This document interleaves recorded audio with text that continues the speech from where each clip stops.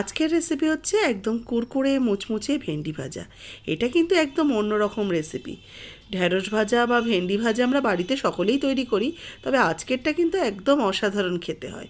আর এইভাবে করলে ডাল ভাতের সাথে যেমন তো ভালো লাগবেই, তাছাড়া শুধু শুধুও কিন্তু বেশ পুরোটাই শেষ হয়ে যাবে।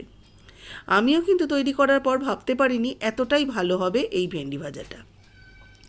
ভেন্ডিটাকে আগে থেকে ভালো করে ধুয়ে নিয়ে জল ঝরিয়ে তারপরে ঠিক যেরকম দেখালাম টুকরো টুকরো করে কেটে রেখে দিয়েছি। এবার একটা পাত্রতে বেসন নিয়ে নিচ্ছি। 3 চামচের মতো বেসন নিলাম।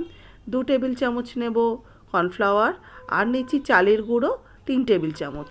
এতে দিয়ে দিচ্ছি হলুদ গুঁড়ো 1/2 চা চামচ, কাশ্মীরি লাল লঙ্কার গুঁড়ো 1/2 চা চামচ, আর দেবো একটু ধনের গুঁড়ো 1/2 চা চামচ।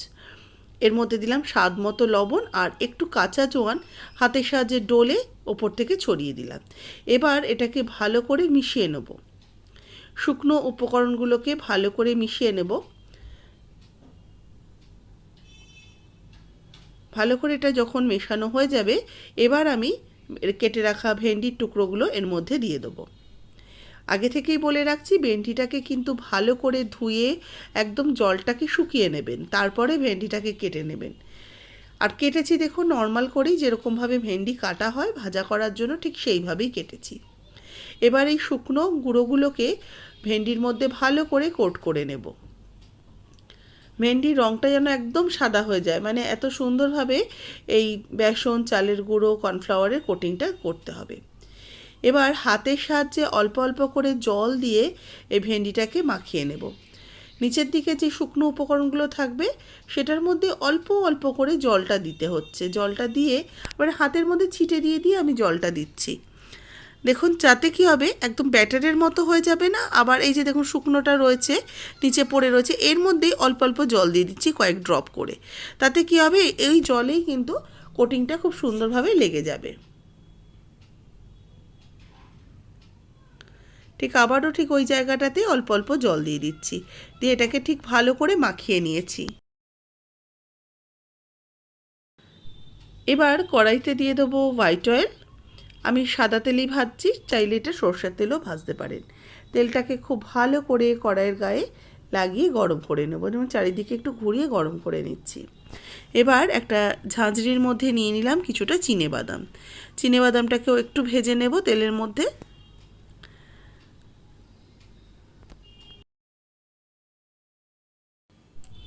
বাদামটা যেন একদম পুড়ে না যায়, একটু হালকা করেই বাদামটাকে ভেজে নিচ্ছি। এই দেখুন বাদামটা কিন্তু বেশ ভালো করে ভাজা হয়ে গেছে। এবার এটাকে তেলটাকে ঝরিয়ে নিয়ে একটা প্লেটের মধ্যে উঠিয়ে রেখে দিলাম। এবার ওই তেলের মধ্যেই দিয়ে দিচ্ছি কয়েকটা কারি পাতার ডাল।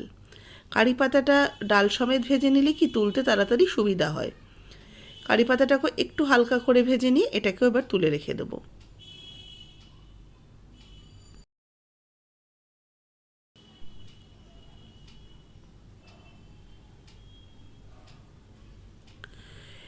এবার ওই বাদামের মধ্যেই কারি পাতাটাকে তুলে রেখে দিলাম। এবার বাদবাকি যে তেলটা রয়েছে এই তেলের মধ্যেই এই ভেন্ডিগুলোকে ঠিক এইভাবে একটা একটা করে ছেড়ে দেবো। একসাথে সবগুলো ছাড়বো না, হাতের সাহায্যে আঙ্গুল দিয়ে দিয়ে একটা একটা করে ছাড়িয়ে ছাড়িয়ে এগুলোকে দিয়ে দিচ্ছি।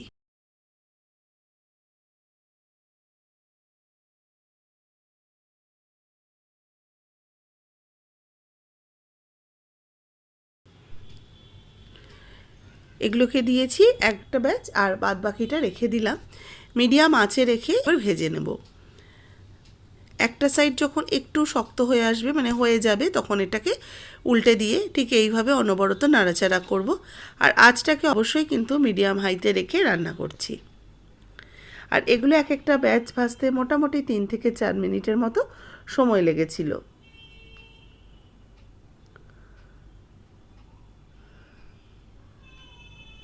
দেখুন বেশ আস্তে আস্তে বুঝতে পারছেন রঙটা বেশ অন্যরকম হতে শুরু করেছে, একটা সুন্দর হালকা সোনালি রঙ চলে এসছে। এবার এগুলোকে উঠিয়ে রেখে দেব। মোটামুটি একটা ব্যাচ আমার ভাজা হয়ে গেছে, এবার এগুলোকে উঠিয়ে নেব।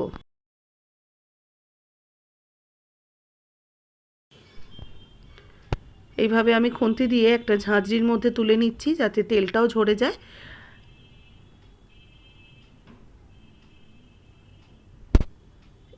ঠিক এইভাবে খুন্তি দিয়ে দিয়ে ঝাঁঝরির মধ্যে তুলে নিতে হবে, তেলটা যেন বেশি না থাকে। আর এইভাবে তুলে নিয়ে ঝাঁঝরিটাকে একটু ঝাঁকিয়ে নিলেই কিন্তু সমস্ত তেলগুলো পড়ে যাবে। এবার এই ফ্রাই করা ভেন্ডিগুলোকে তুলে থালার মধ্যে রেখে দিলাম। এবার সেকেন্ড ব্যাচেরগুলো একই রকমভাবে ভেজে নেব। তবে এগুলো কিন্তু একসাথে দেবেন না, যতটাই কম থাকুক বা বেশি থাকুক আঙুল দিয়ে দিয়ে ঠিক এইভাবে ছড়িয়ে ছড়িয়ে দেবেন। তাহলে প্রত্যেকটা সিঙ্গেল সিঙ্গেল ভাজা হবে, আর যত সিঙ্গেল সিঙ্গেল ভাজা হবে, একটা একটা আলাদা আলাদা ভাজা হবে, ততটাই কিন্তু ক্রিস্পি হবে। একসাথে সব কটা জড়িয়ে গেলে কিন্তু এর ক্রিস্পিনেসটা থাকবে না। আর এইভাবে করে দেখবেন ভেন্ডির যে লোটলোটে ব্যাপারটা সেটাও কিন্তু একদমই থাকবে না। যে যে টিপসগুলো আমি প্রথম থেকে বলে দিলাম সেগুলো ফলো করে করবেন। ভেন্ডি কিন্তু অপূর্ব খেতে হয় এইভাবে করলে। শুধু মুখেও কিন্তু চা কফির সাথে বেশ ভালো লাগে এই ভেন্ডি ফ্রাইটা।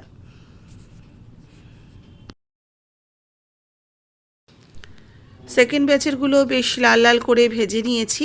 এবার এগুলোকেও আমি তেল থেকে উঠিয়ে নেব।